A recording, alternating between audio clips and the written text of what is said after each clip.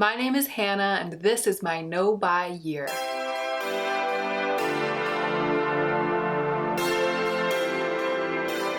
It's check-in time. If you're new to my channel, I'm not buying any new makeup, skincare, clothing, or homewares this year. This is my no-buy year. And at the end of every month, I film a check-in.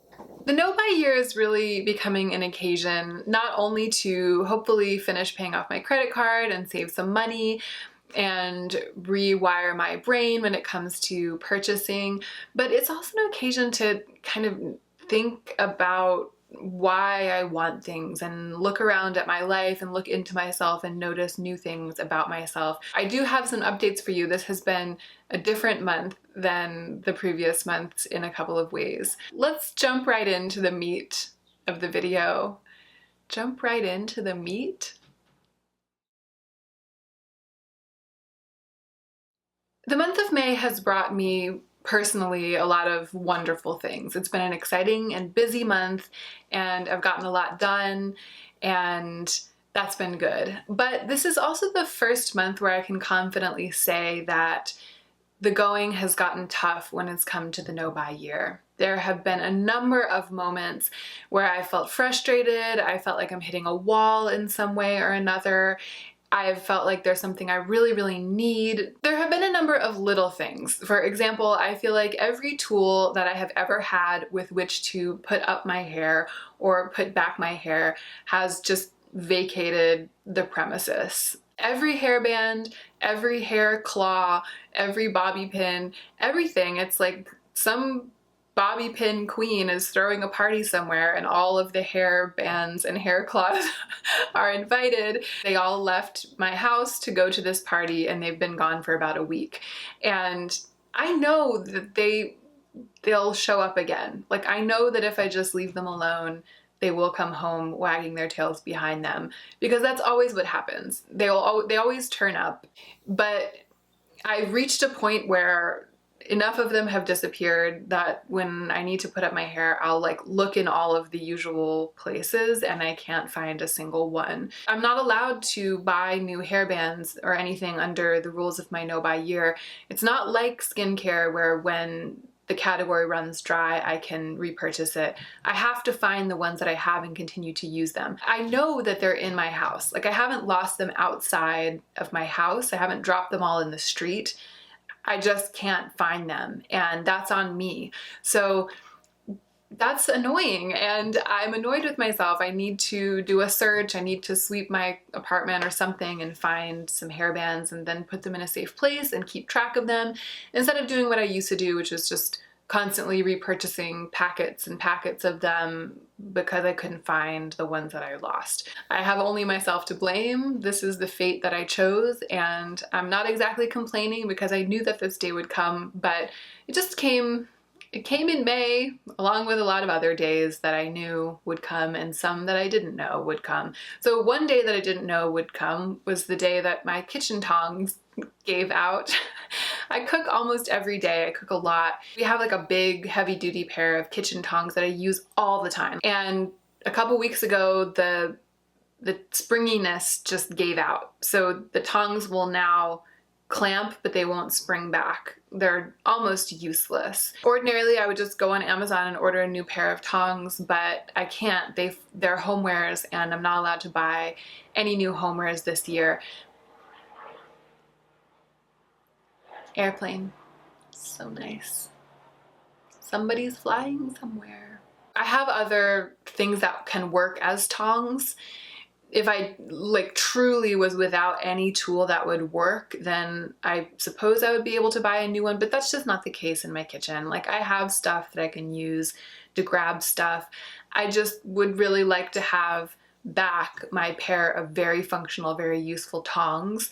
My hairbands have all vacated the premises. My kitchen tongs don't work anymore. I left my really good sunglasses somewhere in North Carolina. And the last and worst thing that happened is that my wallet was stolen. This has never happened to me, but it was either stolen in a restaurant where I was buying lunch or taken out of my purse. I think that the most likely possibility is that it was taken out of my purse as I was walking down 8th Street in downtown Los Angeles. And I'm usually very conscientious of my belongings, and I usually hold my purse very close under my arm. But on this day, I was super spacey because I've been working with an editor. I'm about to publish an essay, and I was in the final stages of revising the piece. And so I remember I was walking down 8th towards my studio, and I was just completely spaced out. I was like staring at the sky, thinking about the words of this essay, and I think that someone just took my wallet out of my bag. I found out that it had happened about an hour and a half later when my credit card company started calling me. I don't carry my personal credit card with me, so it wasn't that. It was like all of our business cards, because my boyfriend and I run a small business together. And so whoever stole my wallet was trying to use our business cards to make big purchases at Target. Suddenly we were in an uproar. I mean, we did what you do when that happens. We canceled all the cards. They managed to use them, but you know, there's like a buffer. The credit card companies are refunding that money to us. So we didn't lose the money that they spent, but the wallet itself and my driver's license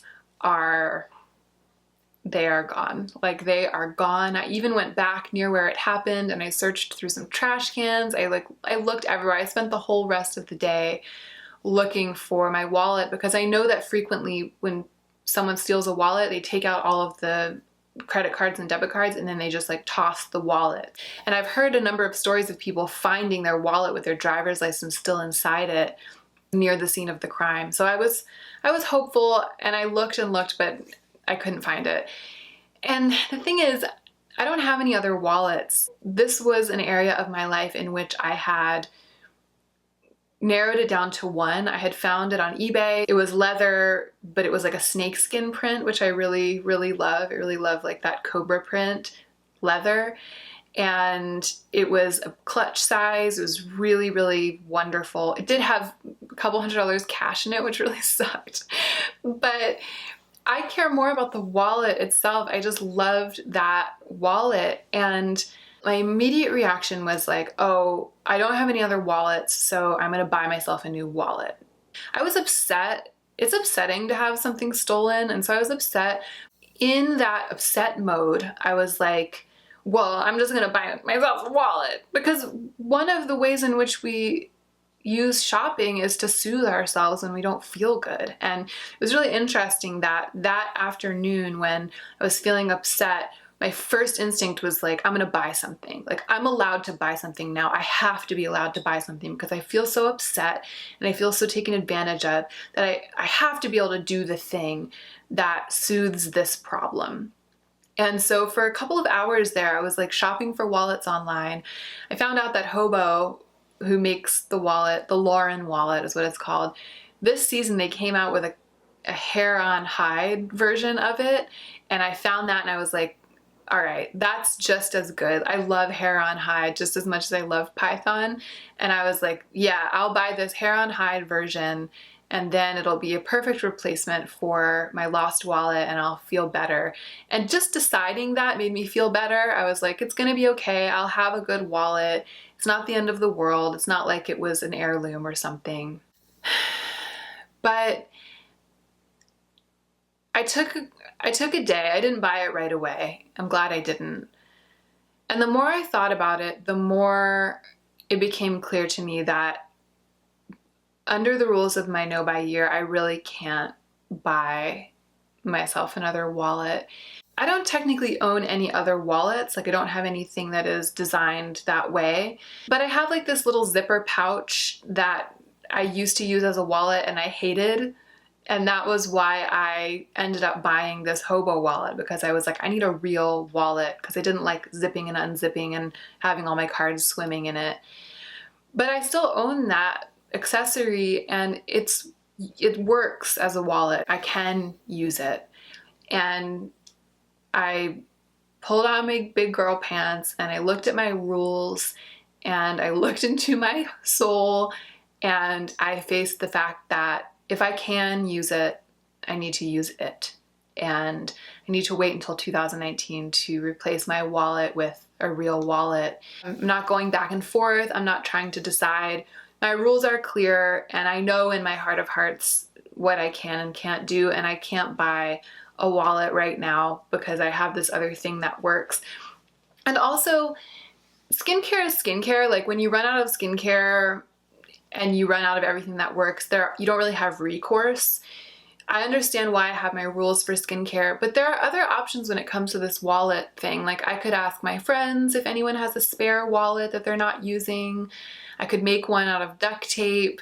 Like there are ways to kind of beg, borrow, and steal my way through not steal, but you know, beg and borrow and craft my way through the rest of my no-buy year when it comes to things other than skincare. So yeah, someone stole my wallet and I can't replace it because of my effing no-buy year. And that's what happened in May. But I'm over it now. I barely think about it anymore. I mean, when I have to get out that stupid pouch and fish out my debit card, it's annoying, but I've been very busy. My life has been very full this month, and after that initial shock and frustration, I've honestly barely had time to give it a second thought. So I can't wait to replace my wallet in 2019, and I hope that Hobo still has that hair on hide Lauren wallet in stock, or that I can find that on eBay or something, because I actually know which one I want, but I'll survive. Like I'm gonna live, I'm gonna make it through the rest of the year without a proper wallet, and that's okay. Another thing that has been a slight frustration that has made the going a little bit harder this month is that I've come up against the fact that the rules of my no-buy make it hard for me to replace an expensive item with a less expensive option because there's not enough flexibility for me to test out certain products. So if it's something that Sephora sells, obviously I could go get a sample and I could test it out, and then I could decide if I wanted to buy the full size of it instead of something else. But the things that I've been eyeing to potentially replace my more expensive products are not from Sephora. So one of them I mentioned before is the ColourPop concealer. I would have really liked to, instead of buying Shape Tape again last month, to try out the lightest shade of the ColourPop No Filter concealer, but I can't, because if it doesn't work, if it looks bad, then I would have to suffer through the whole tube before I could buy Shape Tape again. So I ended up buying the more expensive product instead of trying the less expensive product. The other item that I'm running into this with is my really expensive sunscreen moisturizer. I love, love, love this product, but it's expensive, and I'll talk about this in my empties video, but I kind of calculated out what it's costing me per week and per day, and I'm not really happy with how much I'm spending on sunscreen right now. I would like to find a less expensive option. The one that I have my eye on is the one that The Ordinary is about to release. So The Ordinary is about to release their sun care, and they have some mineral sunscreens. They're gonna be cheap. I generally like their products. It would be incredible if I could replace this $75 jar with like a $10 squeezy tube of mineral sunscreen from The Ordinary. But I don't want to risk ordering that cheap sunscreen and then having to use up the tube before I can replace it with this. So this is like something I didn't foresee that would happen during my no-buy year, that I would have made it so that I'm not capable of comfortably seeking out less expensive options to replace my more expensive products, because the no-buy year is causing me to learn as the months pass, and as I replace my skincare over and over again, I'm able to very accurately calculate how much I'm spending on skincare every day, essentially. I'm not there yet. I don't know the exact number per day yet, but I probably will by the end of the year. But even the few products that I've been able to really accurately track, I'm starting to realize that some of them are worth it to me and some of them aren't. Some of them I want to find a less expensive option. But I think I'm gonna have to wait until 2019 to start exploring less expensive options, unless I can go get samples from Sephora or something. But honestly, I don't want to go to Sephora. I don't want to go to the mall. So one really interesting side effect of the no-buy year that I've only started to notice this month, or maybe it's only started to happen, I think it's only started to happen to me this month, is that a number of the beauty gurus that I watch on YouTube are starting to seem like Looney Tunes to me. Delusional. Just totally out there in terms of their views about makeup and their makeup collection. And I don't mean to be critical. Like, I'm not putting anyone down, because I really do think that everyone gets to make their own rules and everyone gets to have their own point of view when it comes to what they want out of makeup. And a lot of people, even smaller gurus, like those who have sort of like 50K, 100K, I'm not talking about like the biggest of the biggest, because they've always seemed kind of Looney Tunes to me, but those kind of in-between channels that are doing really well, but they haven't like totally blown up into the millions of subscribers, they're more like me and you than the really, really big channels. They're much more relatable, much more normal, and that's part of why I like watching them. But at the same time, YouTube really is their job, and collecting and reviewing products really is their job. So they have a different way of looking at purchasing makeup than I do, and than I think most viewers do. Their collections really are collections. They're collectors. They have to be, they want to be. Either they started the YouTube channel because that had become so much part of their behavior and identity that they wanted to make a job out of it, or they started the YouTube channel because they wanted to, and then it became their job or one of their jobs. And then an unexpected bit of fallout from that was that it became their job to purchase more makeup than they ordinarily would have, or to hold on to makeup that they ordinarily wouldn't have held on to, and eventually to start receiving a bunch of makeup in PR. So they just have a lot more stuff around, and they're talking about a lot more new releases than an ordinary person would be able to afford to have around and to talk about. So I totally respect that the rules are different. When you really are a beauty guru, the constraints are different, your perspective is different, and your understanding of why you might buy a thing is just warped. I don't mean to sound super negative about that when I know warped is kind of a negative word, but it's just, you know, different.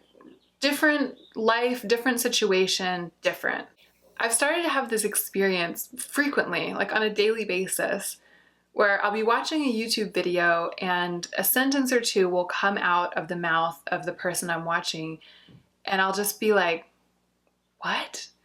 Like, what? What? And it's stuff like, I've been writing some of it down for you, so I don't want to name names or like implicate people, because these are all people that I love. I only watch people that I enjoy watching.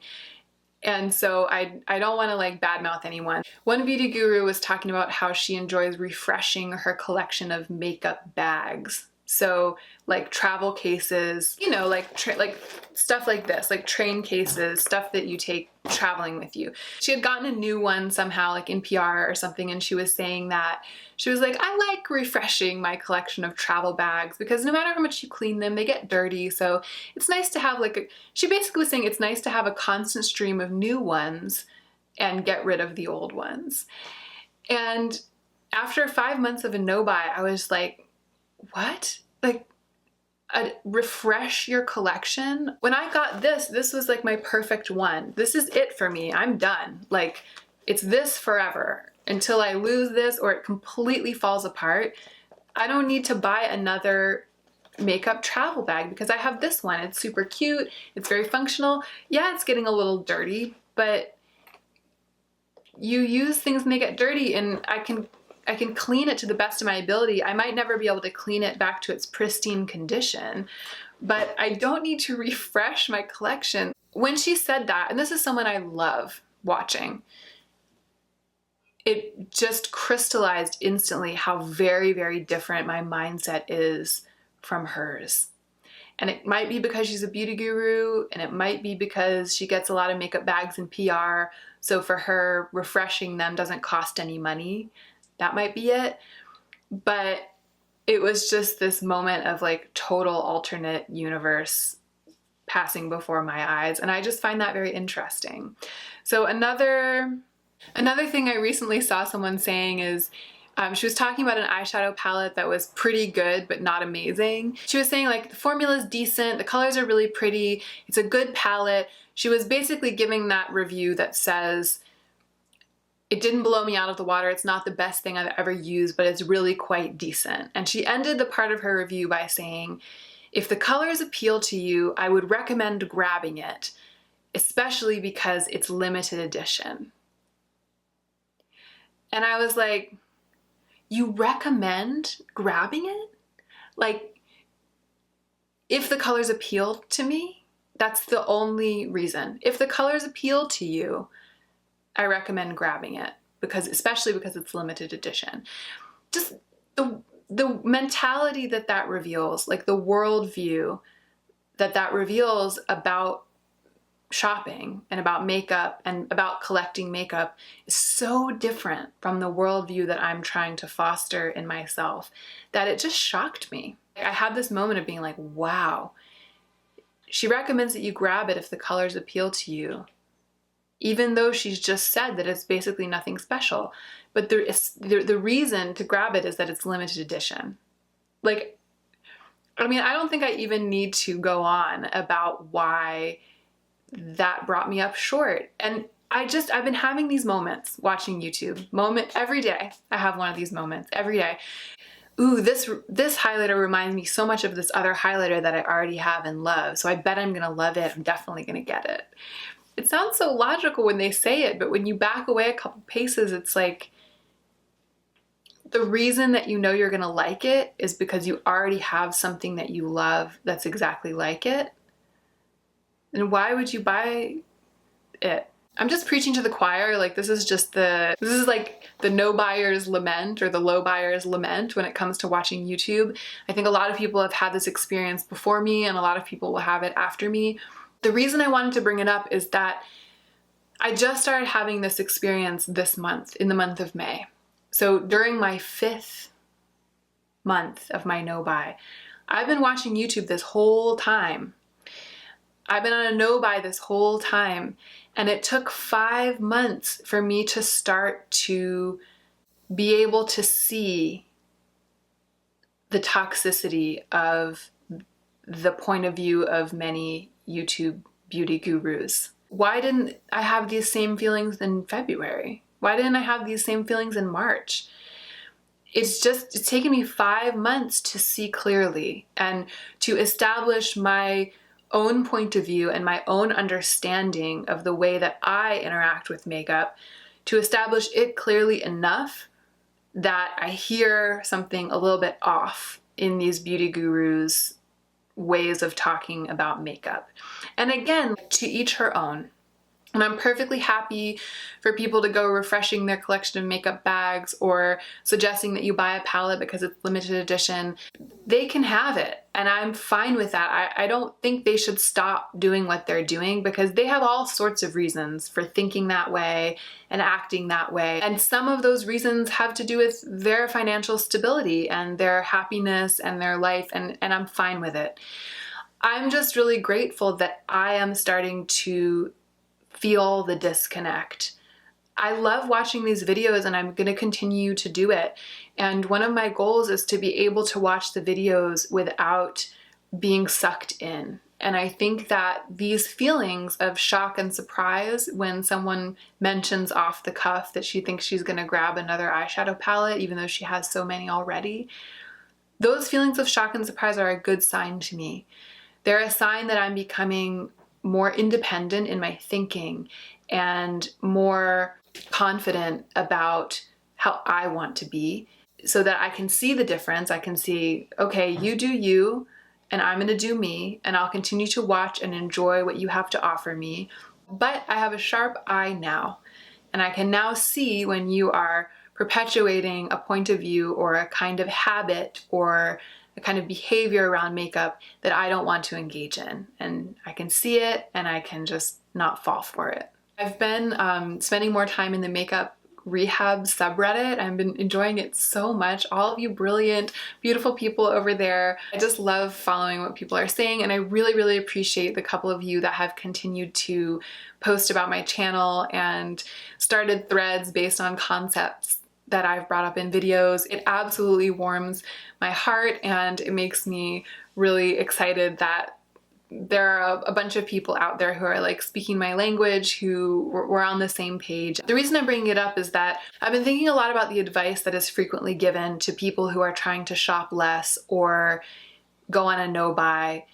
The advice that's like, stop watching YouTube, unsubscribe from all of the mailing lists, don't go in the store, don't look in the online store, don't find out what's new, because you'll be triggered or you'll be tempted or you won't be able to resist. And I think that possibly when you're first starting a no-buy, or if you're just first starting to try to change your habits, it's probably a good idea to take a break if you think you need to from social media.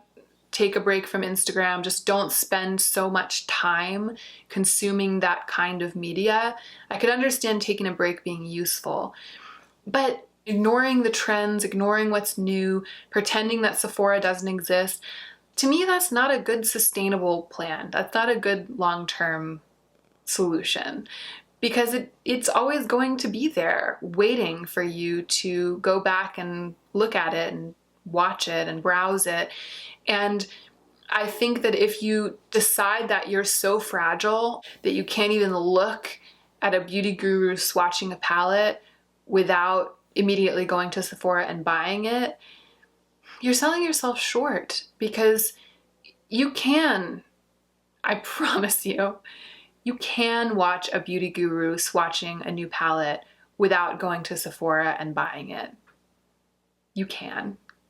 You get to choose. And I think that a really successful no-buy or low-buy builds the strength of character that you need and the confidence in yourself that you need to resist your impulses.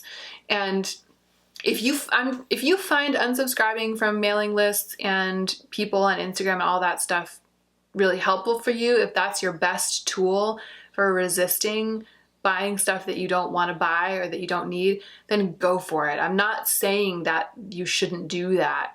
I just wanted to add my perspective to the pot. My goal isn't to disengage from the makeup community. I want to know what's new. I want to know what's trending. I want to be inspired and continue to be excited about makeup.